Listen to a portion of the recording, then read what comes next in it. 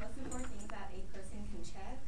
There are no signs or symptoms of whether you have high blood pressure or low blood pressure. And the consequences of not knowing can include serious heart disease, which can lead to death.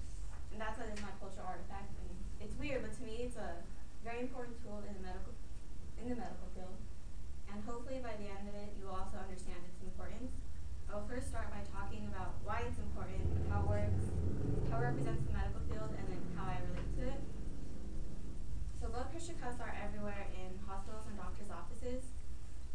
Every person working in the medical field knows how to use it. And just a quick explanation how to find it is after it's inflated around your arm, the doctor's going to listen for 2 heartbeats with the stethoscope.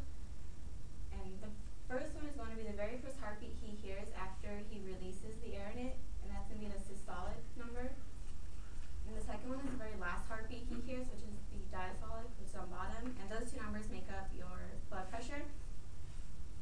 And now that I've just explained that, I'm going to tell you why it's important, how it represents the medical field. So it represents the medical field because, well, to me it represents the medical field because it's very important, and it's important because it can reveal a lot about your future health. And like for example, if you have high blood pressure, it may mean that you are at a higher risk of heart disease, including heart attack, blood clots, and even stroke. And that's important because you may want to take preventative measures like changing your exercise or your diet, exercising more, and in cases where it's extremely high, taking medication.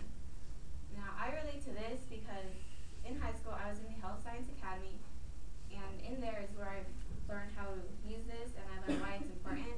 And they really stress the importance of it when the advisors actually set up events on the weekends where people in the community could go to the school and have their blood pressure taken for free by seniors in the academy.